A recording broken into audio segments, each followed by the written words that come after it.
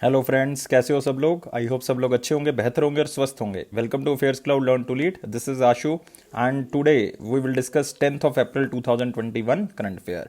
तो यार, दो बेहतरीन इमेजेस आप यहाँ पे देख रहे हो, लेकिन आज हम बहुत ही इंपॉर्टेंट करंट अफेयर्स को डिस्कस करने वाले हैं। तो वीडियो को बिल्कुल लास्ट तक देखना है और वीडियो को लाइक करना है या शेयर करना है मैक्सिमम टू मैक्सिमम। आपकी सपोर्ट की बहुत स्ट्रांग जो है वो जरूरत है। और साथ ही साथ जो है वो अपने चैनल को सब्सक्राइब कर देना अगर आप पहली बार इस वीडियो को देख रहे हैं। तो गाइस, आगे बढ़ने से पहले एक दो चीजें मैं आपके साथ डिस्कस करूंगा, जो कि है हमारी एप्लीकेशन के बारे में। आप हमारी एप्लीकेशन को डाउनलोड कर सकते हो जिसका नाम है करियर्स क्लाउड। आपको डिस्क्रिप्शन बॉक्स में, इस वीडियो के डिस्क्रिप्शन बॉक्स में लिंक मिल जाएगा, वहां से आप इसको डाउनलोड कर सकते हो। ये आपकी प्रेपरेशन को बहुत अगले लेवल तक जो है वो ले जाएगा। और गाइस, जैसे ही आप इसको डाउनलोड करोगे डिस्क्रिप्शन बॉक्स लिंक्स के साथ, तो इसमें आप अपनी ईमेल आईडी के थ्रू जो है वो इसको क्या कर सकते हो, लॉग इन कर सकते हो। जैसे ही लॉग इन करोगे, ये दूसरे नंबर की विंडो अपीयर होगी और उसके बाद जो है वो अपने क्रैक करंट अफेयर्स के ऊपर क्लिक कर देना है। तो 1 साल की या फिर 2 साल की सब्सक्रिप्शन आप यहां से क्या कर सकते हैं, बाय कर सकते हैं। और इसका प्राइस यार बहुत ज्यादा कम है। इवन एक बार आप चेक करेंगे तो आप खुद सरप्राइज हो जाएंगे कि इतने कम प्राइस पे हम आपको बहुत सी चीजें प्रोवाइड कर रहे हैं। क्या क्या प्रोवाइड कर रहे हैं हम आपको? प्रोवाइड करें daily current affairs. Daily current affair में 3 तरह के सेक्शन होंगे। एक में आपको देंगे detailed current affair particular day के, मतलब हर रोज हम आपको डिटेल्ड करंट अफेयर की एक पीडीएफ दिया करेंगे। हर रोज हम आपको क्वेश्चन एंड आंसर फॉर्मेट में भी जो है वो डेली करंट अफेयर दिया करेंगे। हर रोज आप हमारी एप्लीकेशन के ऊपर जो है वो करंट अफेयर को अटेम्प्ट कर सकते हो क्विज की फॉर्म में, ताकि देख सको कि यार कितना करंट अफेयर मुझे याद रहता है और कितना और रिवाइज करने की जरूरत है। ऐसे ही हम आपको वीकली करंट अफेयर में भी प्रोवाइड करेंगे। पहले में हम आपको प्रोवाइड करेंगे डिटेल्ड करंट अफेयर पर्टिकुलर उस वीक का, फिर हम प्रोवाइड करेंगे क्वेश्चन एंड आंसर फॉर्मेट में वो करंट अफेयर वही वीक का, और साथ ही साथ आप हमारी एप्लीकेशन के ऊपर क्विज सेक्शन दे सकते हैं ताकि आप देख सको कि यार वीकली कितना करंट अफेयर याद रहता है। नेक्स्ट होगा मंथली सेक्शन। मंथली सेक्शन बहुत इंपॉर्टेंट सेक्शन है, क्योंकि इसमें हम आपको बहुत सी पीडीएफ प्रोवाइड करते हैं, जैसे कि स्टडी पीडीएफ, जिसमें आप अपना डिटेल्ड करंट अफेयर पूरे महीने का यहां से पढ़ सकते हो। उसको रिवाइज करने के लिए आप यूज करोगे क्वेश्चन एंड आंसर पीडीएफ, मतलब इससे आप अपने करंट अफेयर्स को क्या कर सकते हो, रिवाइज कर सकते हो मंथली। नेक्स्ट हम आपको देंगे टॉप 100 करंट अफेयर, वो भी क्वेश्चन एंड आंसर फॉर्मेट में, ताकि आप जो एग्जाम से पहले best to best 100 current affair जो है वो रिवाइज कर सको। नेक्स्ट होगा पॉकेट पीडीएफ। नाम से पता लग रहा है, इसको जल्दी जल्दी में करंट अफेयर्स को रिवाइज करने के लिए आप इस पीडीएफ का क्या कर सकते हो, यूज कर सकते हो। तो गाइस, ये तो था हमारे पास डेली, वीकली और मंथली करंट अफेयर्स का। लेकिन दोस्तों, हम आपकी प्रिपरेशन को एक और कदम आगे बढ़ाने के लिए हम आपको दे रहे हैं स्मार्ट पीडीएफ। स्मार्ट पीडीएफ का मतलब है टॉपिक वाइज पीडीएफ। इसमें जो भी टॉपिक आपको लगता है कि यार आपका वीक है पर्टिकुलर, आप उसी को पढ़ सकते हो, रेदर देन कि आप पूरा करंट अफेयर पढ़ लो। जैसे कि आपको लगता है कि यार मेरा बुक्स एंड ऑथर इतनी अच्छे से मुझे नहीं पता, तो फटाफट एग्जाम से पहले रिवाइज करना चाहते हो, तो आप इन टॉपिक पीडीएफ का यूज कर सकते हो। जैसे कि हम 20 तरह के टॉपिक्स प्रोवाइड कर रहे हैं। Apps and web portal, important days, books and authors, national affairs, international affairs, sports, ये सारे के सारे जो है वो स्मार्ट पीडीएफ के अंदर जो है वो कवर होंगे। नेक्स्ट है दोस्तों बैंकिंग अवेयरनेस। जो बच्चे बैंकिंग एग्जाम की तैयारी कर रहे हैं उनके लिए बहुत ही इंपॉर्टेंट है, क्योंकि इसमें हम आपको 2 सेक्शंस देंगे। जैसे कि एक में आपको मिलेगा क्वेश्चन एंड आंसर फॉर्मेट में करंट अफेयर, जो कि बैंकिंग और इकोनॉमी से रिलेटेड होगा। एक आप हमारी एप्लीकेशन के ऊपर जो है वो क्या कर सकते हो, वहां पे जाके क्विज दे सकते हो और देख सकते हो कि मुझे कितना करंट अफेयर बैंकिंग अवेयरनेस से रिलेटेड याद है। एक होगा दोस्तों एग्जाम पीडीएफ। इसमें हर महीने के करंट अफेयर कंपाइल होते रहेंगे, एक इकट्ठी पीडीएफ जो है वो बन जाएगी, जिससे आप पूरे 2 महीने के या 3 महीने के आप क्या कर सकते हो, करंट अफेयर को अच्छे रिवाइज कर सकते हो। नेक्स्ट होगा स्पेशल करंट अफेयर, जैसे कि बजट और इकोनॉमिक सर्वे। इसमें आपको डिटेल्ड बजट और इकोनॉमिक सर्वे मिल जाएगा, और साथ ही साथ जो है वो दोस्तों इसमें आपको एक्सपेक्टेड क्वेश्चन भी मिल जाएंगे जो बजट और इकोनॉमिक सर्वे से आपसे पूछे जा सकते हैं। और दोस्तों इसी के साथ हम आपको प्रोवाइड कर रहे हैं स्टेट करंट अफेयर्स, क्योंकि यार जो बच्चे एग्जाम की तैयारी कर रहे हैं सेंट्रल गवर्नमेंट के, लाइक एसएससी, बैंकिंग या कोई और एग्जाम, तो यार वो अपनी स्टेट का एग्जाम भी तो देंगे। तो उसके लिए आपको कोई अलग से सब्सक्रिप्शन लेने की जरूरत नहीं है। आपको इसी के अंदर हम स्टेट करंट अफेयर प्रोवाइड कर रहे हैं, और हर स्टेट और हर यूनियन टेरिटरी को हम क्या कर रहे हैं, कवर कर रहे हैं। तो गाइज, ये सारी चीजें आपको अलग अलग परचेज करने की जरूरत नहीं है, सिर्फ एक ही सब्सक्रिप्शन के अंदर मिल जाएगी। आपने सिर्फ करना क्या है, आपने सिर्फ हमारी एप्लीकेशन को डाउनलोड करना है, डिस्क्रिप्शन बॉक्स में लिंक है, ईमेल के थ्रू लॉग इन करें और 1 साल या 2 साल की सब्सक्रिप्शन आप बाय कर सकते हैं। दोनों का प्राइस दोस्तों बहुत ज्यादा कम है, आप खुद सरप्राइज हो जाएंगे कितने कम प्राइस पे हम आपको ये सारी चीजें प्रोवाइड कर रहे हैं। और इसके ऊपर भी आपको 10% एक्स्ट्रा डिस्काउंट मिल रहा है। अगर आप इस कोड का यूज करोगे H10 का, तो आपको एक्स्ट्रा डिस्काउंट जो है वो जरूर मिल जाएगा। तो दोस्तों स्टार्ट करते हैं फिर आज का करंट अफेयर 10 अप्रैल 2021 का। लेकिन फिर से मैं सारे बच्चों से रिक्वेस्ट करना चाहूंगा कि यार वीडियो को लाइक जरूर करना है। 700 प्लस हमारा लाइक टारगेट है, इसको आपने जो है वो अचीव करना है। और सब्सक्राइब कर देना चैनल को अगर पहली बार इसको देख रहे हैं, और वीडियो को मैक्सिमम टू मैक्सिमम जो वो शेयर करना है। तो आज का करंट अफेयर स्टार्ट करते हैं मोस्ट इंपॉर्टेंट क्वेश्चंस के साथ, और ये रहा हमारा पहला क्वेश्चन। तो दोस्तों पहला क्वेश्चन है, recently which deputy governor of RBI retired after serving as deputy governor of RBI for 4 years. तो बहुत ही सिंपल क्वेश्चन है कि आपको पता है कि यार डिप्टी गवर्नर 4 होते हैं आरबीआई के, और उसमें से एक डिप्टी गवर्नर जो है वो रिसेंटली रिटायर हुए हैं। तो एक बहुत ही सिंपल सा क्वेश्चन पूछ लिया है, लेकिन ये मोस्ट इंपॉर्टेंट है क्योंकि आरबीआई से रिलेटेड है। और फटाफट बताएंगे दोस्तों हम किसके मतलब कौन से डिप्टी गवर्नर की जो है वो यहाँ पे क्या कर रहे हैं, बात कर रहे हैं। तो फटाफट आंसर जो है वो आ जाना चाहिए कि कौन से आरबीआई के डिप्टी गवर्नर की बात हो रही है। और गवर्नर तो यार सारे बच्चों को पता ही है, गवर्नर तो यार शक्तिकांत दास जी हैं, ये तो सारे बच्चों को पता है, इसमें कोई भी डाउट नहीं है। और जो अभी रिटायर हुए हैं इनको 2017 में लगाया गया था, 3 साल के लिए लगाया गया था, 1 साल का टाइम पीरियड फिर एक्सटेंड कर दिया गया, 4 साल पूरे हो चुके हैं। तो इनमें से अब वो कौन से डिप्टी गवर्नर है जो रिटायर हो गए हैं, वो हैं दोस्तों बीपी कनगो। मतलब मैं बात कर रहा हूं किसकी, मैं यहां पे बात कर रहा हूं बिभू प्रसाद कनगो की। तो याद रखना है नाम, आपको पूरा नाम भी पूछा जा सकता है। और ये 2 अप्रैल 2021 को क्या हो चुके हैं, रिटायर हो चुके हैं।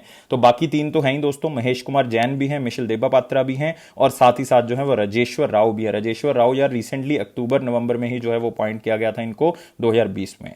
तो ये भी आप याद रख सकते हो कि रिसेंटली किनको अपॉइंट किया। अब एक सीट वेकेंट हो चुकी है, अब अगर वेकेंट हो चुकी है इसका मतलब इसको फिल किया जाएगा बहुत ही जल्दी। तो वो भी हम क्वेश्चन मोस्ट इंपॉर्टेंट में क्या करेंगे, कवर करेंगे। तो आप यहां पे भी देख सकते हैं, यहां पे आपको पता लग जाएगा कि यार ये रिटायर हो चुके हैं, 2017 में इनको अपॉइंट किया गया था, 4 साल का इनका टाइम पीरियड था। और जो इनके पास अब पोर्टफोलियोज थे वो सारे के सारे बाकी तीनों डिप्टी गवर्नर्स को क्या कर दिए गए हैं, रीशफल कर दिए गए हैं। तो आरबीआई के बारे में मैं हर रोज कुछ ना कुछ बताता रहता हूं।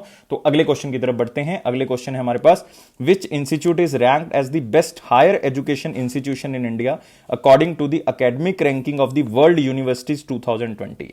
तो यार इस क्वेश्चन में बहुत सी चीजें जो हैं वो क्या हैं, इंपॉर्टेंट हैं, वो आपने याद रखनी है। वो चीजें क्या हैं, जैसे कि ये रैंकिंग जो है वो कौन रिलीज करता है, सबसे पहला क्वेश्चन तो यही है। इस रैंकिंग को दोस्तों कहा जाता है academic ranking of world universities, या इसको शॉर्ट में भी हम लिख सकते हैं ARWU, इसको ऐसे भी लिखा जाता है। और इस रैंकिंग को दोस्तों जो रिलीज किया जाता है वो किया जाता है शंघाई रैंकिंग कंसल्टेंसी फर्म की तरफ से। इसको आप थोड़ा सा बस याद रखेंगे कि कौन रिलीज करता है, शंघाई रिलीज करता है। इसको शंघाई रैंकिंग भी जो है वो कहा जाता है, शंघाई रैंकिंग भी जो है इसको कहा जाता है। और इसमें 2 तरह की रैंकिंग आती है, एक यूनिवर्सिटीज की रैंकिंग आती है, एक जो है वो अलग से इंस्टीट्यूट्स की रैंकिंग आती है। तो बेस्ट हायर एजुकेशन इंस्टीट्यूशन की अगर बात करें इंडिया में, क्योंकि अगर आप वर्ल्ड लेवल पे देखोगे तो सबसे पहला स्थान जो है वो कौन सी यूनिवर्सिटी का है दोस्तों, वो है हार्वर्ड यूनिवर्सिटी का। याद रखना है कौन सी यूनिवर्सिटी का है, हार्वर्ड यूनिवर्सिटी का। दूसरा स्थान हार्वर्ड यूनिवर्सिटी कहां के दोस्तों, यूनाइटेड स्टेट्स ऑफ अमेरिका। दूसरा स्थान इसमें किसका है, स्टैनफोर्ड यूनिवर्सिटी का, जो again United states of America का है। तीसरा जो है वो यूनिवर्सिटी ऑफ कैम्ब्रिज है, यूनिवर्सिटी ऑफ कैम्ब्रिज है दोस्तों, वो कहां की यूनिवर्सिटी है, यूनाइटेड किंगडम। लेकिन अगर आप इंडिया में देखोगे तो इसमें सबसे पहला स्थान दोस्तों हमारी बहुत ही premier institute IISc Bangalore, Indian Institute of Science, जिसका हेडक्वार्टर बेंगलोर में है। तो उनका स्थान जो पहला है अगर आप हायर इंस्टीट्यूशंस की रैंकिंग में देखोगे। अगर आप देखोगे यूनिवर्सिटीज की रैंकिंग में अलग से, मतलब इंडिया में हम देख रहे हैं यूनिवर्सिटीज की रैंकिंग में अगर अलग से देखें तो यूनिवर्सिटी जो है वो कौन सी सबसे आगे आएगी, वो है दोस्तों हमारे पास कैलकाटा यूनिवर्सिटी। तो ये आपने याद रख लेना है, Calcutta university one of the oldest university of India. आपको पता है कि लॉर्ड डलहौजी के बाद जो है वो इसको उस टाइम पीरियड पे बनाया गया था। तो university of Calcutta, university of Bombay, university of Madras इकट्ठी बनाई गई थी, एक साल का इसमें गैप है। तो यूनिवर्सिटी ऑफ कैलकाटा के बारे में आपने याद रखना है। अगर आपको पूछा जाए top university according to the Shanghai ranking of the world university 2020, तो आंसर क्या होगा, कैलकाटा यूनिवर्सिटी। अगर हायर एजुकेशन इंस्टीट्यूशन पूछा है तो IISc बेंगलोर। तो इस चीज को आपने याद रखना है। तो आप यहां पे देखोगे IISc बेंगलोर टॉप रैंकिंग जो है वो 2020 में यूनिवर्सिटीज की, कैलकाटा यूनिवर्सिटी जो बेस्ट यूनिवर्सिटी की रैंकिंग में आई है। तो आप यहां पे देख सकते हो ये रैंकिंग शंघाई रैंकिंग कंसल्टेंसी की तरफ से रिलीज की गई है, IISc Bangalore higher education institution में, लेकिन कैलकाटा यूनिवर्सिटी इन इंडिया की रैंकिंग में सबसे आगे है। पहला स्थान दोस्तों किसका है, हार्वर्ड यूनिवर्सिटी का है, हार्वर्ड यूनिवर्सिटी पहले पे है, दूसरा स्टैनफोर्ड यूनिवर्सिटी का, तीसरा यूनिवर्सिटी ऑफ कैम्ब्रिज है। लेकिन आपने पहला याद रखना है, इंडिया का याद रखना है, पहला याद रखना है। और इस क्वेश्चन में कुछ खास इंपॉर्टेंट है नहीं, मैं बता चुका हूं कि क्या क्या इस क्वेश्चन में आप याद रख सकते हो।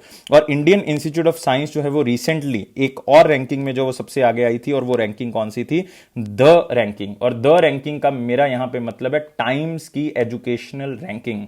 ये one of the again most important ranking है जो रिलीज होती है, इसको कहते हैं times higher education ranking. Ranking, times higher education ranking, उसमें भी आईआईएससी बेंगलुरु का स्थान जो पहले नंबर पे था। तो ये चीजें आपने याद रखनी है। और आप यहां पे लिस्ट भी देख सकते हो दोस्तों कि अगर वर्ल्ड लेवल पे देखोगे, हार्वर्ड यूनिवर्सिटी का पहला स्थान है, दूसरा स्टैनफोर्ड का है, तीसरा कैम्ब्रिज का है, और इंडिया की जो institution higher education IISc Bengaluru, वो दोस्तों 501 और 600 मतलब 500 से लेके 600 तक के जो यूनिवर्सिटीज की लिस्ट है उसमें आईआईएससी बेंगलुरु आता है। तो अगर वर्ल्ड वाइड देखोगे तो टॉप 600 यूनिवर्सिटीज में आईआईएससी बेंगलुरु आ जाता है, लेकिन याद रखना इंडिया में सबसे पहला इंस्टीट्यूशन यही है। और आईआईटी मद्रास है दोस्तों, फिर यूनिवर्सिटी ऑफ कलकत्ता, यूनिवर्सिटीज की रैंकिंग में आपको दूसरा भी याद रखना है आईआईटी मद्रास। और आपने आईआईएससी बेंगलुरु के बारे में कुछ याद नहीं रखना, मैं आपको फिर भी बता देता हूं, अगर आपने थोड़ी सी नॉलेज इसके बारे में लेनी है कि आईआईएससी बेंगलुरु सर, इसका एक दो चीजें बता दो। ये दोस्तों बना था 1909 में।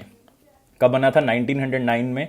और इसका हेडक्वार्टर तो आपको पता ही है, बेंगलुरु कर्नाटका में होगा। इसके डायरेक्टर हैं गोविंदन रंगराजन, जी रंगराजन भी आप कह सकते हो, गोविंदन रंगराजन। नेक्स्ट आते हैं दोस्तों अगले क्वेश्चन के ऊपर। अगला क्वेश्चन है हमारे पास, who became the first Indian women sailor to qualify for Olympics.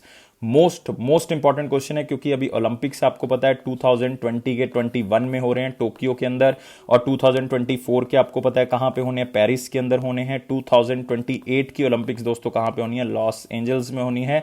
ये सारी चीजें आपको पता है, लेकिन आपने साथ में ये याद रखना है कि फर्स्ट वुमेन सेलर जो क्वालिफाई की है ओलंपिक्स में, और आज तक मैं आपको बताना चाहूंगा कि कितने सेलर जो हैं वो इंडिया से जो है वो क्वालिफाई कर चुके हैं किसी भी ओलंपिक्स में। सिर्फ 10 सेलर्स हैं जो किसी और ओलंपिक्स में जो है वो क्या कर चुके हैं? क्वालिफाई कर चुके हैं।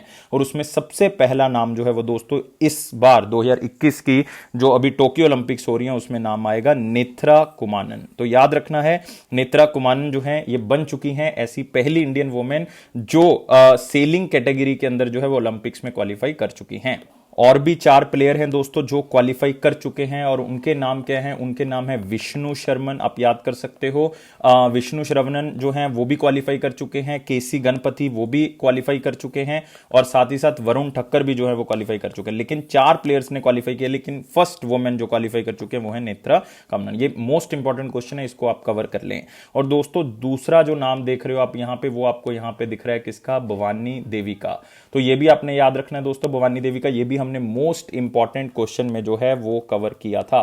क्यों कवर किया था? क्योंकि भवानी देवी ऐसी पहली इंडियन फेंसर थी जो क्या बनी थी? जिन्होंने ओलंपिक्स को क्वालिफाई किया था। फर्स्ट फेंसर जिसने ओलंपिक्स को क्वालिफाई किया था वो कौन थी? भवानी देवी। तो ये भी आपने जो है वो याद रखना है। विनेश फोगट आपको पता है, ये भी रिसेंटली जो है वो क्वालिफाई कर चुकी है ओलंपिक्स को। और ये कौन सी गेम से बिलोंग करती है? ये दोस्तों बिलोंग करती हैं रेसलिंग से। विनेश फोगट जो है वो रेसलिंग से बिलोंग करती हैं। और विष्णु शर्मन मैं आपको बता चुका हूं, ये भी जो है वो सेलिंग कैटेगरी में जो है वो ओलंपिक्स को क्वालिफाई कर चुके हैं। और भवानी देवी दोस्तों किसमें है? फेंसिंग कैटेगरी के अंदर। तो ये सारी की सारी ऑप्शन जो है वो याद रखने हैं। और नेत्रा कुमानन सिर्फ 23 साल की हैं, और ये फर्स्ट इंडियन वुमेन है जो सेलर कैटेगरी के अंदर जो है वो ओलंपिक्स में क्वालिफाई कर चुके हैं। अभी तक 10 जो हैं इंडियन क्वालिफाई कर चुके हैं, इंक्लूडिंग नेत्रा, तो जो ओलंपिक्स में जाएंगे। और 4 इंडियन सेलर्स और भी हैं जो क्वालिफाई कर चुके हैं, मैं नाम बता चुका हूं। विष्णु शर्मन हैं, केसी गणपति हैं, और साथ ही साथ वरुण ठक्कर हैं, और साथ में कौन हो गए? नेत्रा कुमानन। तो 4 जो है वो क्वालिफाई कर चुके हैं। तो इतनी की इंफॉर्मेशन आपने याद रखनी है। एज सच मैं ओलंपिक्स के बारे में आपको बता चुका हूं कि 2021 में हो रहा है, तो वो कहां पे हो रहा है? वो हो रहा है यहाँ पे टोक्यो के अंदर। नेक्स्ट आते हैं दोस्तों, अगला हमारे पास सेक्शन है वेरी इंपॉर्टेंट क्वेश्चन सेक्शन। लेकिन यार लाइक करना है, 700+ लाइक्स चाहिए। चैनल को सब्सक्राइब जरूर कर दें और शेयर कर दें मैक्सिमम टू मैक्सिमम, आपकी सपोर्ट की बहुत ज्यादा जरूरत है। और पहला क्वेश्चन डिस्कस करेंगे इसके अंदर, यूग्रो एक फर्म का नाम है, capital partner with which bank India to launch credit card for MSMEs. तो यार micro small and medium industries को आगे बढ़ाना है, इसको आगे बढ़ाना है, तो इनको क्या प्रोवाइड करना पड़ेगा? अलग अलग तरह से लोन देना पड़ेगा। मतलब इनको जो है वो पैसा प्रोवाइड करना पड़ेगा ताकि ये पैसा जो है वो आगे इन्वेस्ट कर सकें और ये कोविड-19 की सिचुएशन से बाहर निकल सकें। तो इनको पैसा प्रोवाइड करने के लिए क्रेडिट कार्ड लॉन्च किया जाएगा। एक बैंक और यूग्रो कैपिटल मिलके जो है, यूग्रो कैपिटल जो है वो एक फाइनेंस कंपनी है जो एक बैंक के साथ मिलके एमएसएमईज को ये क्रेडिट कार्ड जो है वो लॉन्च करेंगे। इस क्रेडिट कार्ड को दोस्तों कौन स्पॉन्सर करेगा? इसको रुपे कार्ड की तरफ से जो है वो स्पॉन्सर किया जाएगा। और ये बैंक दोस्तों कौन सा है? एसबीएम बैंक है।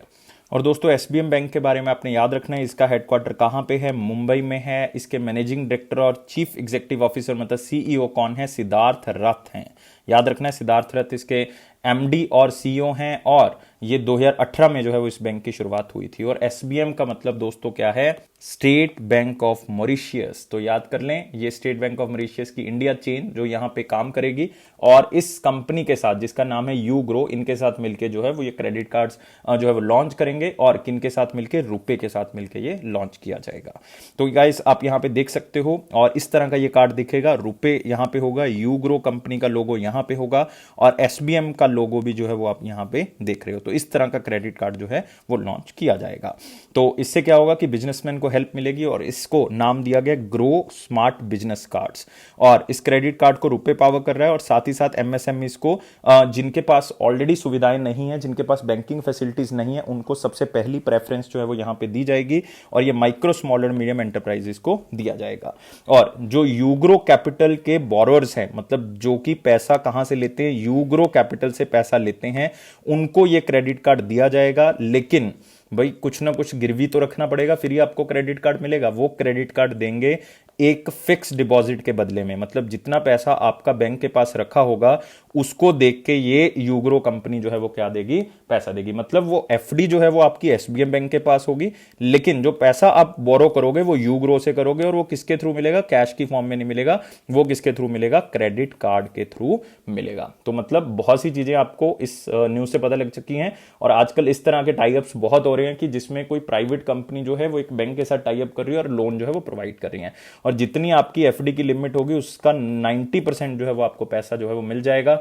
और गाइस इसमें जो लोन है वो 10,000 से लेके 10 लाख तक की फैसिलिटी जो है वो रखी गई है। टाइम पीरियड 1 से लेके 5 साल तक का रखा गया। इसमें इंटरेस्ट रेट जो है वो 5%, और ये फिक्स है, वेरिएबल नहीं है, फिक्स है 5% इंटरेस्ट रेट। तो आधार चाहिए, इसमें केवाईसी चाहिए, पैन चाहिए, तो ये सारी चीजें आपको चाहिए। और फिक्स डिपॉजिट तो आपका एसबीएम में होना चाहिए, तभी आपको जो है पैसा मिल जाएगा। तो बहुत सी चीजें पता लग गई। और यूग्रो कहां की कंपनी है, मुंबई महाराष्ट्र बेस्ड कंपनी है। एसबीएम के बारे में हम जानकारी ले चुके हैं। नेक्स्ट क्वेश्चन के ऊपर आते हैं। Which organisation approved a USD 484 million loan to improve transport connectivity and road maintenance in Chennai Kanyakumari industrial corridor in Tamil Nadu. तो यार एक चेन्नई कन्याकुमारी इंडस्ट्रियल कॉरिडोर है जो कि वेस्ट बंगाल को तमिलनाडु के साथ तो जोड़ेगा ही जोड़ेगा, लेकिन इसमें 484 मिलियन लोन जो है वो कौन सी ऑर्गेनाइजेशन यहां पे प्रोवाइड कर रही है। तो आंसर दोस्तों इसका क्या होगा, यहां पे होगा एशियन डेवलपमेंट बैंक। तो याद रखना है, एशियन डेवलपमेंट बैंक और भी बहुत से प्रोजेक्ट्स को स्पॉन्सर कर रही है, लेकिन एडीबी यहां पे जो लोन प्रोवाइड कर रही है वो स्पेशली किस प्रोजेक्ट के लिए कर रही है, वो कर रही है चेन्नई कन्याकुमारी इंडस्ट्रियल कॉरिडोर के लिए। और मैं पहले बता चुका हूं, ये जो है वो पूरा का पूरा कनेक्ट करेगा वेस्ट बंगाल से लेकर तमिलनाडु तक का, और इससे क्या होगा कि जो हमारी वेस्ट एशिया के साथ कनेक्टिविटी है वो और क्या होगी, यहां पे इंप्रूव होगी। और एशियन डेवलपमेंट बैंक के बारे में दोस्तों याद रखना है, इसके प्रेसिडेंट जो है वो कौन है, इनके प्रेसिडेंट हैं मस्तसुगु। तो याद रखेंगे प्रेसिडेंट कौन है, मस्तसुगु। और दोस्तों इसकी स्टैब्लिशमेंट कब हुई थी, 1966। कितनी कंट्रीज मेंबर हैं, 68 कंट्रीज मेंबर है इंक्लूडिंग इंडिया। और इसका हेडक्वार्टर कहां पे, मनीला फिलीपींस के अंदर। तो ये सारी चीजें आपने एशियन डेवलपमेंट बैंक के बारे में याद रखनी है। और वर्ल्ड बैंक के बारे में हम रिसेंटली बात करके हटे हैं कि वर्ल्ड बैंक जो है वो बहुत सी स्टेट्स को अलग अलग तरह के लोन प्रोवाइड कर रहा है। जैसे हिमाचल प्रदेश को लोन प्रोवाइड किया इन्होंने फॉर द रोड कनेक्टिविटी, की रोड को इंप्रूव करें, अपने रोड इंफ्रास्ट्रक्चर को इंप्रूव करें। पंजाब को इन्होंने लोन दिया है, किसके लिए दिया है, पंजाब को लोन दिया है दोस्तों कि वो क्या कर सके, कैनाल वाटर को इंप्रूव कर सके, मतलब वाटर कनेक्टिविटी जो है वो क्या कर सके, इंप्रूव कर सकें। तो ये सारी चीजें जो है वो आपने याद रखनी। और रिसेंटली इन्होंने जो है वो नागालैंड के ऊपर भी जो है पैसा जो है वो दिया है, ताकि वहां पे भी जो है वो अपने हेल्थ स्टेटस को और एजुकेशन स्टेटस को वो क्या कर सके, इंप्रूव कर सकें। तो ये भी जो है वो आप साथ में याद रखोगे। तो ये है एशियन डेवलपमेंट बैंक। सारी इंफॉर्मेशन हम ले चुके हैं एशियन डेवलपमेंट बैंक के अंदर। और ये जो कॉरिडोर है दोस्तों, ये वेस्ट बंगाल से लेकर तमिलनाडु तक का है, और इन्होंने सिर्फ चेन्नई कन्याकुमारी इंडस्ट्रियल कॉरिडोर जो एक स्ट्रेच है उसके ऊपर पैसा जो है वो लगाया है। और ये इंडिया को हेल्प करेगा, ये स्ट्रेच पूरा का पूरा वेस्ट बंगाल से तमिलनाडु को, कि साउथ ईस्ट को और ईस्ट एशिया को आपस में कनेक्ट करेगा। मतलब हम थाईलैंड, म्यांमार इसके थ्रू, मतलब क्योंकि वेस्ट बंगाल से सारी चीजें कनेक्टेड हैं, तो उसके थ्रू जो है वो हम वहां पे कनेक्ट हो सकते हैं। एशियन डेवलपमेंट बैंक रिसेंटली जो है वो 300 मिलियन यूएसडी, मतलब ऑलमोस्ट 2200 करोड़ रुपीज जो है वो प्रोवाइड कर चुका है इंडिया को, ताकि primary health care urban areas में हम क्या कर सके, इंप्रूव कर सके। इसी के साथ ही $2 मिलियन जो है और भी दे चुका है। वो एक तरह की ग्रांट है, वो लोन नहीं है, वो पैसा हमने वापस नहीं करना, लेकिन जो इससे पहले दिया है हेल्थ के लिए वो लोन है। ग्रांट का मतलब हम पैसा वापस नहीं करेंगे। तो ये पॉवर्टी रिडक्शन के लिए जो उन्होंने पैसा दिया है, Asian development bank Japan fund for poverty reduction, ये जापान के साथ उन्होंने मिलकर जो है वो इसको प्रोवाइड किया है। तो एशियन डेवलपमेंट बैंक के बारे में बात कर चुके हैं। अगले क्वेश्चन की तरफ यहां पे बढ़ेंगे। अगला क्वेश्चन है, national collateral management limited signed a MoU with whom to provide skill training in the agriculture sector.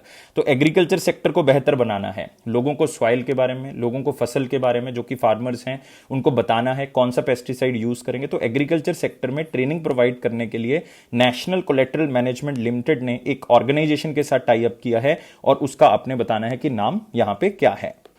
तो इससे दोस्तों क्या होगा, इससे हमारा जो एग्रीकल्चर सेक्टर है वो भी क्या हो जाएगा, इंप्रूव हो जाएगा। तो कौन सा इंस्टीट्यूशन है ऐसा, वो है दोस्तों agriculture skill council of India. तो याद कर लें, क्योंकि यहां पे बात हो रही है स्किल ट्रेनिंग की, तो वो कौन प्रोवाइड करेगा, agriculture skill council of India. तो बहुत ही सिंपल क्वेश्चन था। तो इसमें क्या होगा कि जो गैप है, जो कि वोकेशनल एजुकेशन प्रोग्राम और कॉरेस्पॉन्डिंग इंडस्ट्री रिक्वायरमेंट की, वो यहां पे क्या हो जाएगी, पूरी हो जाएगी। मतलब जो इंडस्ट्रीज चाहती हैं कि हमें ये चीज मिले और वो एक्चुअल में उनको नहीं मिल रही, उनकी एक्सपेक्टेशन जो है वो ज्यादा है, तो उसको पूरा करने के लिए इस तरह की एजुकेशन जो है वो साथ में प्रोवाइड की जाएगी और साथ में ट्रेनिंग जो है वो प्रोवाइड की जाएगी।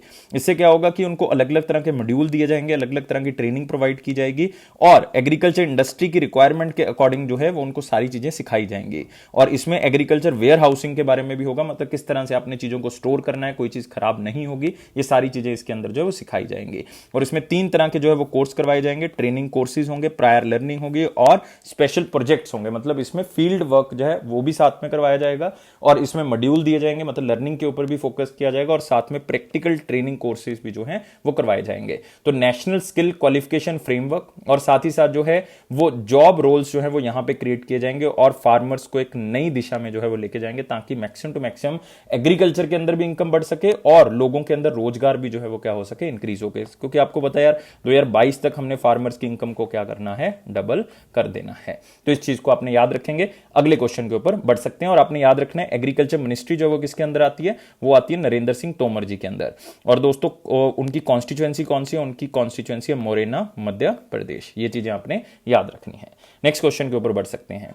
Central reserve police force valour day is annually observed across India on which day.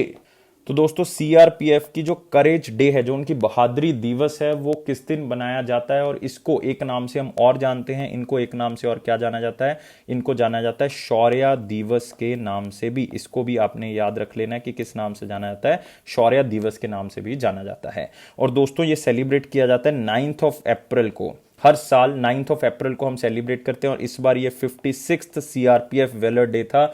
और मतलब उनकी करेज को हम क्या करते हैं, सेलिब्रेट करते हैं, उनकी बहादुरी को हम सेलिब्रेट करते हैं। क्यों सेलिब्रेट करते हैं 9 अप्रैल को, क्योंकि 9 अप्रैल को ही 1965 में जब पाकिस्तान के खिलाफ जंग चल रही थी, तो गुजरात वाले एरिया में जो जीता था हमारा सीआरपीएफ ने एरिया, वो जो है वो हम क्या करते हैं, यहां पे सेलिब्रेट करते हैं। सीआरपीएफ पाकिस्तान आर्मी को जो है वो यहां पे हरा दिया था। वहां पे एक स्पेशली एक एरिया है जिसको कहा जाता है सरदार पोस्ट वाले एरिया में, रन ऑफ कच्छ वाले एरिया में गुजरात में ये सीआरपीएफ ने जो है वो पाकिस्तान आर्मी को जो है वो हरा दिया था और उनकी विक्ट्री थी सीआरपीएफ की उस एरिया में, जिसके कारण जो है वो 9 अप्रैल 1965 से इस दिन को जो है वो सेलिब्रेट किया जाता है। तो 56th सीआरपीएफ बहादुरी दिन या शौर्य दिवस जो है वो 9 अप्रैल को सेलिब्रेट किया जाता है। और सीआरपीएफ के डायरेक्टर जनरल आपको पता है कौन है दोस्तों, डायरेक्टर जनरल है कुलदीप सिंह।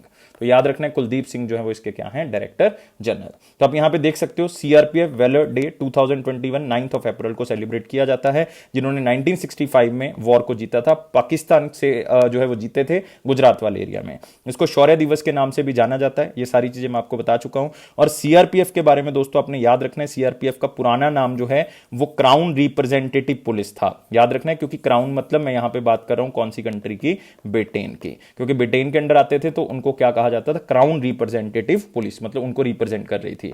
लेकिन आफ्टर इंडिपेंडेंस इन 1949 इसका नाम चेंज करके जो है वो क्या कर दिया गया, इसका नाम कर दिया सेंट्रल रिजर्व पुलिस फोर्स। तो मतलब आपने याद रखना है 1939 में सीआरपीएफ को बनाया गया था, लेकिन इसका पुराना नाम जो है वो क्राउन रिप्रेजेंटेटिव पुलिस था। और इसके डायरेक्टर जनरल जरूर याद रखना है दोस्तों, कुलदीप कुलदीप सिंह। नेक्स्ट क्वेश्चन के ऊपर आते हैं।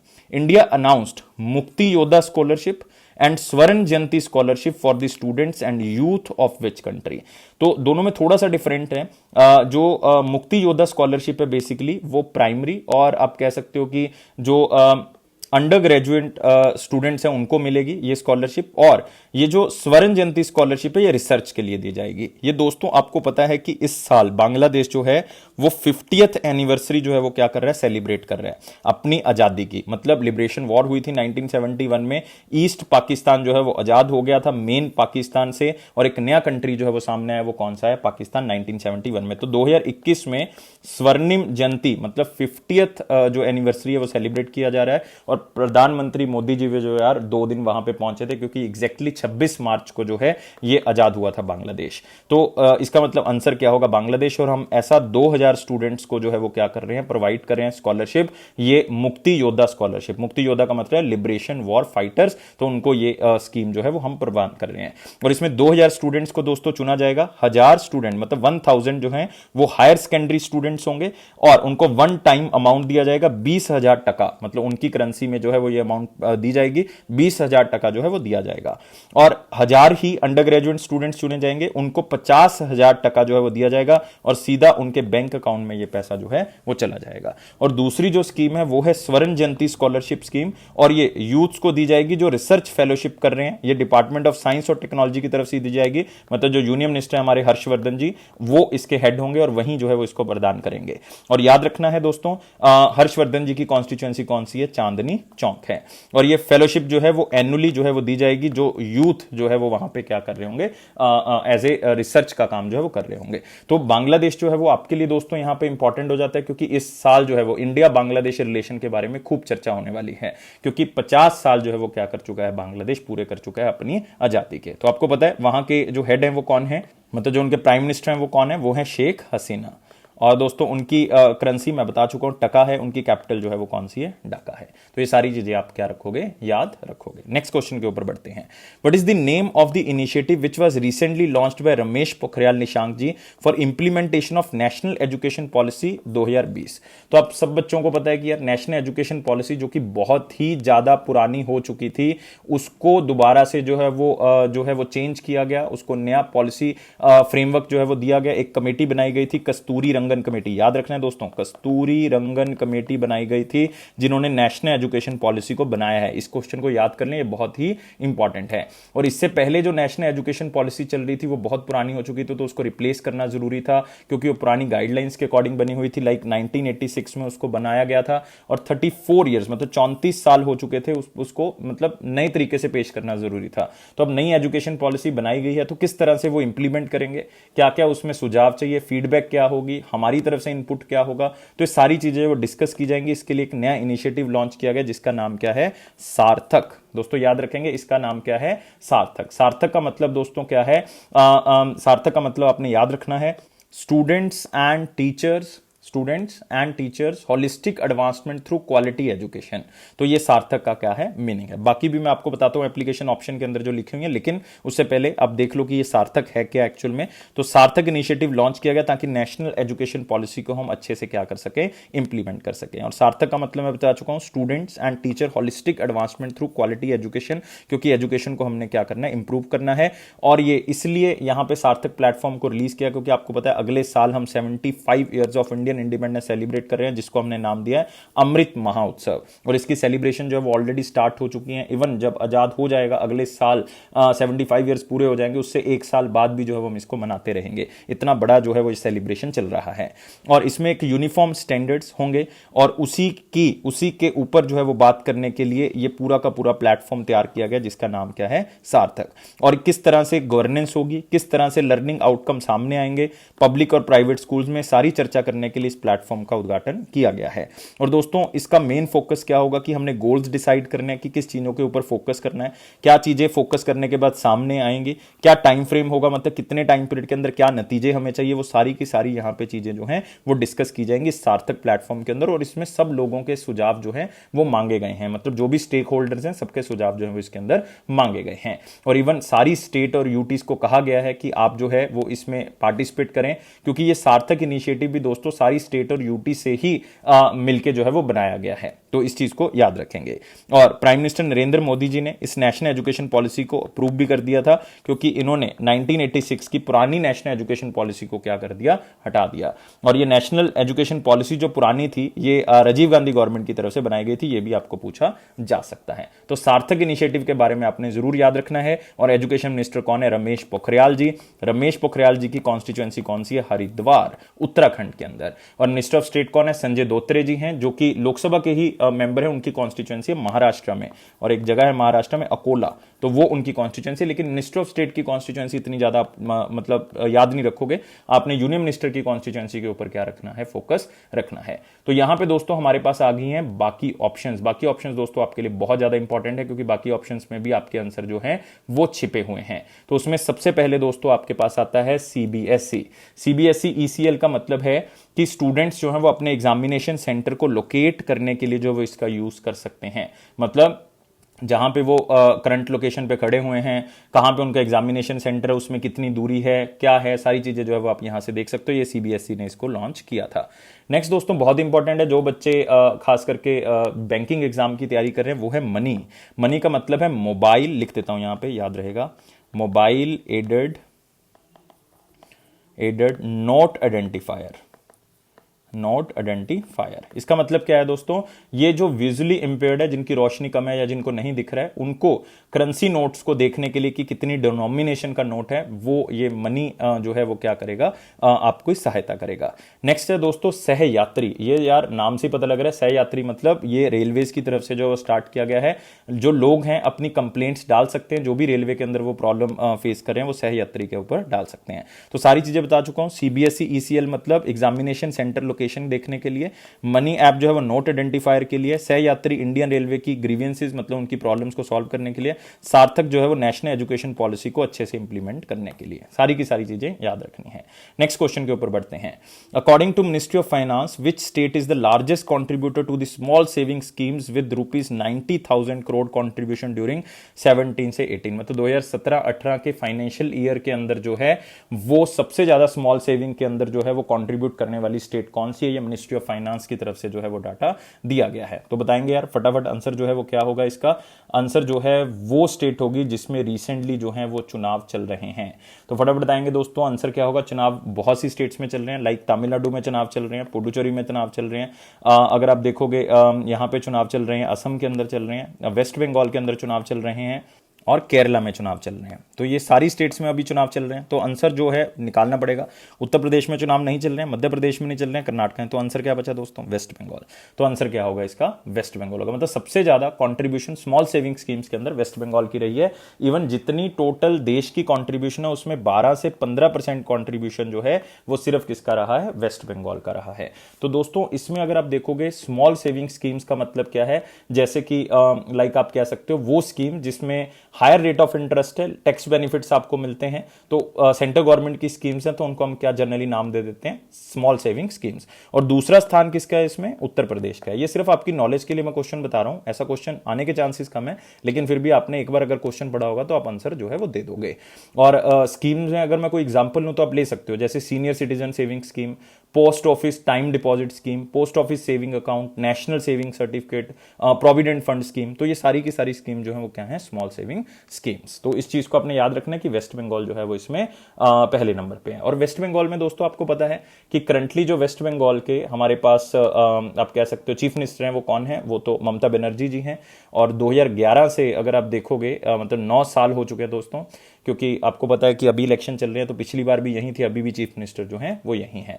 और आपको पता है कि यहाँ के गवर्नर जो हैं वेस्ट बंगाल के, वो कौन है, वो भी आपने याद रखना है यार, क्योंकि उनकी कंट्रोवर्सी चलती रहती है ममता बनर्जी जी के साथ। और वो हमारे पास कौन है, वो हैं जगदीप धनखड़। याद रखेंगे क्या नाम है, जगदीप धनखड़ जी। और साथ ही साथ दोस्तों आपने क्या याद रखना है, यहां पे याद रखने हैं नेशनल पार्क्स। और यहां पे तो यार एक बहुत ही इंपॉर्टेंट बायोस्फीयर रिजर्व भी है। बायोस्फीयर रिजर्व कौन सा है, बायोस्फीयर रिजर्व है हमारे पास यहां पे सुंदरबन। सुंदरबन बायोस्फीयर रिजर्व है। और सबसे ज्यादा मैनग्रूव्स मतलब वो पेड़ जिनकी जड़ें मजबूत होती हैं और सुनामी से रोकने के लिए हमें सहायता करती हैं, वो बेसिकली आपको कहां पे मिल जाते हैं सबसे ज्यादा, वो वेस्ट बंगाल में मिलते हैं। यही सुंदरबन वाली साइड पे ही आपको यहां पे मिल जाएंगे। तो ये सारी चीजें जितनी डेली मैं आपको बताता रहता हूं, ये बहुत ही इंपॉर्टेंट है, कभी ना कभी ये एग्जाम के अंदर पूछी गई हैं या कभी ना कभी ये फिर आ जाएंगे। तो आपने यहां पे याद क्या रखना है, यहां पे आपको मिल जाएगा बक्सा टाइगर रिजर्व। कौन सा मिल जाएगा? बक्सा टाइगर रिजर्व। यहीं पे आपको मिल जाएगा Gorumara national park, Gorumara national park, Gorumara national park. यहीं पे आपको मिल जाएगा Raiganj wild life sanctuary. Raiganj एक बहुत फेमस माइन भी है दोस्तों, रायगंज वाइल्ड लाइफ सेंचुरी। तो ये सारी की सारी आपने याद रखनी है, बहुत ही इंपॉर्टेंट है। सुंदरबन तो मैं आपको बता ही चुका हूं। एक आप याद रखोगे सिंगालीला, सिंगालीला, सिंगालीला नेशनल पार्क, ये भी आपको यहीं पे मिलेगा। और भी बहुत सी छोटी छोटी यहाँ पे क्या है नेशनल पार्क्स और वाइल्ड लाइफ सेंचुरीज आपको यहाँ पे मिल जाएंगी। नेक्स्ट आते हैं दोस्तों अगला क्वेश्चन। अगला क्वेश्चन बेसिकली आप पिक्चर से करोगे। पिक्चर क्या है हमारे पास? एक बुक लिखी गई है दोस्तों, बुक का नाम है अख्तरी। देखो कितना सुंदर और अच्छा नाम जो है वो यहां पे दिया गया है, अख्तरी, जो कि किसके ऊपर पूरी की पूरी निर्धारित है ये बुक? ये है बेगम अख्तर के ऊपर, जो कि एक बहुत ही फेमस जो है वो म्यूजिशियन रह चुकी हैं, बहुत ही फेमस एक्टर भी रह चुकी हैं। तो नाम जरूर याद रखना है, बेगम अख्तर। आपको सिर्फ यही पूछा जा सकता है इस क्वेश्चन के अंदर कि अख्तरी बुक जो है वो किसके ऊपर लिखी गई है, तो बेगम अख्तर के ऊपर लिखी गई है। और ये बुक एडिट किसने की है? ये एडिट की है जतिंदर मिश्रा ने। तो आप यहां पे देख सकते हो कि बहुत ही फेमस इंडियन सिंगर बेगम अख्तर, या फिर अख्तरी बाई फैजाबादी भी इनको कहा जाता है। क्या कहा जाता है? अख्तरी बाई फैजाबादी, क्योंकि अख्तरी बाई फैजाबादी या बेगम अख्तर का जन्म जो है वो फैजाबाद उत्तर प्रदेश के अंदर हुआ था, इसलिए बाद में इनके नाम के पीछे क्या लग गया? फैजाबादी। इनको पद्म भूषण मिल चुका है मरने के बाद 1975 में, क्योंकि इनका 1974 में क्या हो गया था? देहांत हो गया था दोस्तों। तो 1975 में इनको पद्म भूषण मिला, लेकिन इनको मरने से पहले 2 अवार्ड और मिल चुके हैं। इनको 1968 में पद्म श्री मिल चुका है, और इनको 1972 में जो है वो संगीत नाटक अकेडमी अवार्ड भी जो है वो मिल चुका है, जो कि अपने आप में एक बहुत बड़ा अवार्ड है। इवन गूगल ने 7 अक्टूबर को जो है वो डेडिकेट किया था इनका पूरा का पूरा बर्थडे, 103rd बर्थडे था, और इस डूडल जो है वो बनाया था और उसको डेडिकेट किया था। तो बिल्कुल याद रखना है। और इस बुक को जो है वो बहुत लोगों ने ट्रांसलेट किया, क्योंकि पहले ये हिंदी में थी, बाद में इसको इंग्लिश में ट्रांसलेट किया गया। लेकिन आपने ये याद नहीं रखना किसने लिखा है, ये याद रखना है अख्तरी बुक जो है वो किसके ऊपर है? बेगम अख्तर के ऊपर है, या अख्तरी बाई फैजाबादी के ऊपर है।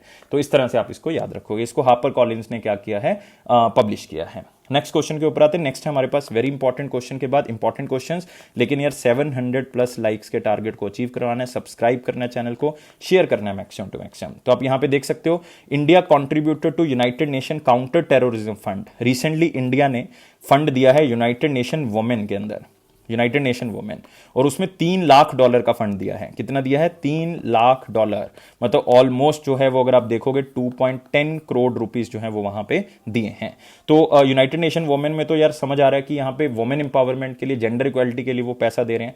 ऐसे ही यहां से भी आपको समझ आ रहा है कि टेररिज्म को खत्म करने के लिए, टेररिज्म को काउंटर करने के लिए इंडिया ये फंड जो है वो प्रोवाइड कर रहा है। तो कितना फंड जो है वो प्रोवाइड कर रहा है India terrorism, counter terrorism united nation organization के अंदर? ये है दोस्तों $5 लाख, मतलब ऑलमोस्ट 3.5 करोड़ रुपए जो है वो इंडिया क्या कर रहा है यहाँ पे प्रोवाइड कर रहा है। तो आप देख सकते हो, India contributes $5 lakh to UN trust fund for the counter terrorism.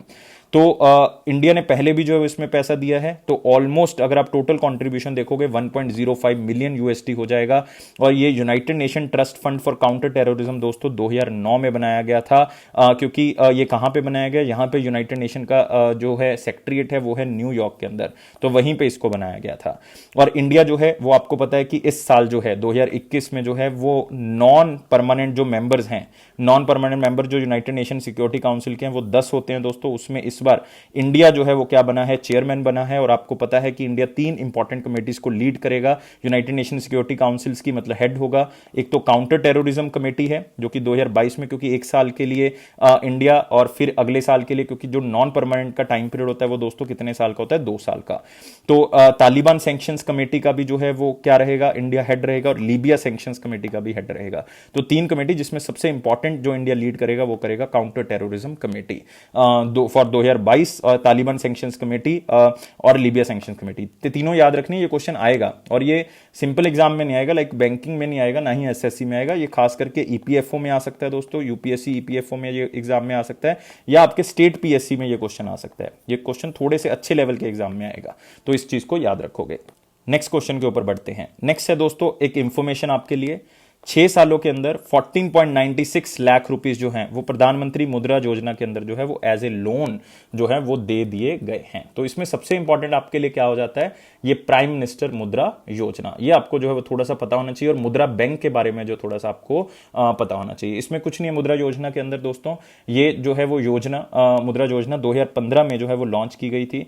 ये खास करके उस सेक्शन को लोन प्रोवाइड करने के लिए जो कि आप कह सकते हो जॉब्स क्रिएट करेंगे आगे जाके, मतलब स्मॉल इंडस्ट्रीज जो है वो लगाएंगे, उनके लिए ये स्कीम जो है स्टार्ट की गई थी।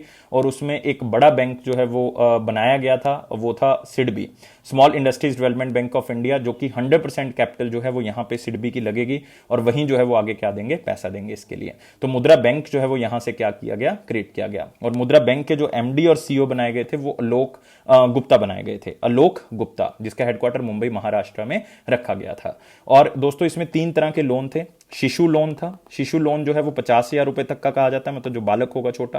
किशोर होगा जो अपनी किशोर अवस्था में आ जाएगा तो 50,000 से लेकर 5 लाख रुपए तक दिए जाएंगे। और एक हमारे पास होगा तरुण लोन, तरुण लोन का मतलब है 5 लाख से लेकर 10 लाख, तो मैक्सिमम टू मैक्सिमम जो है वो 10 लाख लोन जो है वो यहां से ले सकते हो। और सबसे ज्यादा अगर यहां पे देखोगे कौन सी कैटेगरी ने लोन जो है वो लिया है, शिशु ने, किशोर ने या तरुण ने, तो 88% लोन जो है वो शिशु कैटेगरी के अंदर जो है वो दिया गया है। शिशु कैटेगरी मतलब 50,000 रुपए तक का लोन जो है वो दिया गया है। तो इस चीज को थोड़ा सा याद रखेंगे कि ये स्कीम 2015 में स्टार्ट हुई थी, 6 साल पूरे हो चुके हैं और इतने लाख रुपए का लोन जो है वो दे दिया गया है। और इसमें खास बात यह भी है कि जो 25% लोन है वो नए बिजनेसमैन को दिया गया है, 25% लोन नए बिजनेसमैन को दिया गया है। 68% लोन जो है वो वुमेन एंटरप्रेन्योर्स को दिया गया है। 51% लोन जो है वो SC ST या फिर आप कह सकते हो OBC बोरोअर्स को दिया गया है। तो इस तरह से ये लोन जो है वो कैटेगराइज किया गया है। लेकिन दोस्तों आपने याद क्या रखना है, मुद्रा योजना और मुद्रा बैंक के बारे में जो है याद रखना है। और MD और CEO कौन है मुद्रा बैंक के, आलोक गुप्ता जी हैं। अगले सेक्शन के ऊपर बढ़ते हैं, वो है हमारा वन लाइनर इंपॉर्टेंट पॉइंट। और उसमें पहला पॉइंट है वर्ल्ड टेबल टेनिस डे 2021। तो यार दिन तो मैं नहीं कहूंगा कि बहुत ज्यादा इंपॉर्टेंट है, लेकिन फिर भी जो है वो आपने एक बार इसको रीड कर लेना है। मेरा वन लाइनर इंपॉर्टेंट पॉइंट का मतलब ही ये होता है कि आप एक बार न्यूज को रीड कर जाओगे तो आपको ये नहीं लगेगा कि यार हमने नहीं पढ़ा हुआ, तो कभी ना कभी जो है वो सामने आ ही जाएगा कि किस तरह से हमने इसको आगे जो है वो अटेम्प्ट करना है क्वेश्चन को। तो एम क्या होगा, इसको टेबल टेनिस को प्रमोट करना ग्लोबल लेवल पे, तो टेबल टेनिस का जो है वो एम है। साथ ही साथ टेबल टेनिस के थ्रू डेवलपमेंट और पीस को हमने क्या करना है, आगे बढ़ाना है। तो ये दोस्तों कौन से दिन सेलिब्रेट किया जाता है, 6 अप्रैल को सेलिब्रेट किया जाता है। तो इस दिन को कवर करने का ये भी एक मकसद है कि आपको पता लग जाए international table tennis federation, international table tennis federation का दोस्तों हेडक्वार्टर कहां पे, लुसान स्विट्जरलैंड। इस चीज को भी आप याद रखोगे। और दोस्तों थीम क्या है इसका, थीम दोस्तों इसका रखा गया है फर्स्ट टेबल टेनिस डे के हिसाब से टेबल टेनिस फॉर ऑल। लेकिन ये थीम दोस्तों 2015 से यही चल रहा है, लेकिन इस बार फोकस जो है वो जेंडर इक्वालिटी के ऊपर इन्होंने रखा है। नेक्स्ट आते हैं HDFC acquires 10% stake in the Kerala infrastructure fund management limited. इसमें दोस्तों याद करने वाला कुछ नहीं है, सिर्फ आपने ये याद रखना है कि HDFC ने कुछ स्टेक जो है वो खरीदा है, किसका, केरला इंफ्रास्ट्रक्चर का। तो बस इसमें आपने बैंक का नाम जो है वो याद रखना है। और HDFC लिमिटेड के बारे में आपको पता ही है कि चेयरमैन दीपक पारेख हैं और इसके जो वाइस चेयरमैन और CEO हैं वो केके मिस्त्री हैं, लेकिन याद नहीं रखना, हेडक्वार्टर इसका मुंबई महाराष्ट्र में। लेकिन यहां पे बात हो रही है HDFC लिमिटेड की, याद रखना HDFC बैंक की बात नहीं कर रहे, HDFC लिमिटेड की बात कर रहे हैं। Next, SEBI imposed ₹25 crore fine on Ambanis for violation of takeover code regulation in 2000। तो इसमें कुछ इंपॉर्टेंट नहीं है, लेकिन सिर्फ आपने याद रखना कि सेबी ने कुछ फाइन लगाया अंबानी फैमिली के ऊपर, जिसमें ऑलमोस्ट सारे अंबानी फैमिलीज के लोग इन्वॉल्व हैं, और 25 करोड़ रुपए का फाइन लगाया। लेकिन यहां पे इंपॉर्टेंट क्या है, सेबी 1988 में इसको स्टैब्लिश किया गया था, securities and exchange board of India को, कैपिटल मार्केट को देखने के लिए। 1992 में इसको स्टैट्यूटरी बना दिया गया था। आजकल इसके हेड कौन है, अजय त्यागी।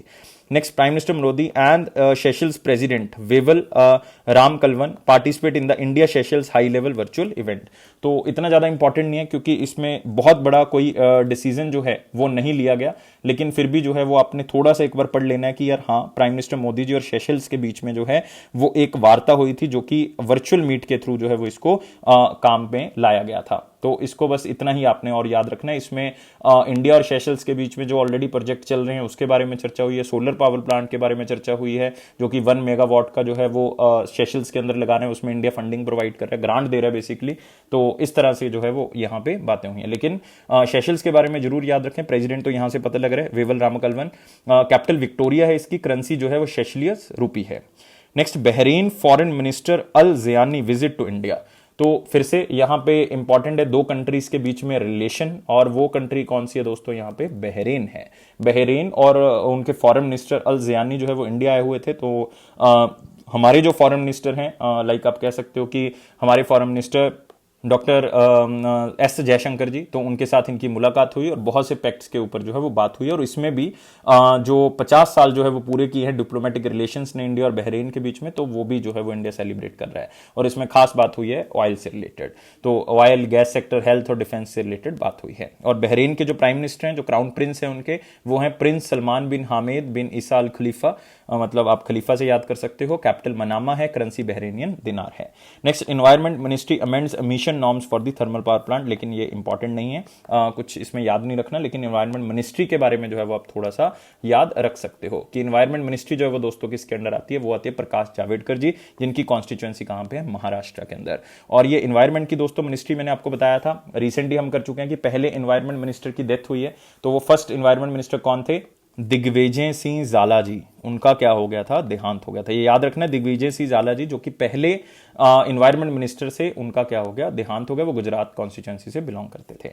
नेक्स्ट आते हैं दोस्तों क्वेश्चन ऑफ द डे, और क्वेश्चन ऑफ द डे आपके पास क्या था, 9 अप्रैल 2021 का क्वेश्चन था, हृदय scheme launched by the urban development ministry aims at. तो हृदय स्कीम को लॉन्च किया गया था, किसके लिए लॉन्च किया गया था, ये आपने जो है वो मुझे आंसर में बताना था। और हृदय का मतलब मैं बता चुका था आपको, तो आंसर जो है वो बहुत ही सिंपल हो गया था, जिसका मतलब क्या था, national heritage development and augmentation योजना। और ये दोस्तों किसके लिए थी, हेरिटेज साइट्स को कंजर्व करने के लिए। तो डेवलपमेंट ऑफ हेरिटेज साइट्स इसका क्या होगा, आंसर होगा। आंसर क्या होगा दोस्तों, इसका डी होगा। तो इस चीज को आपने याद रखना था।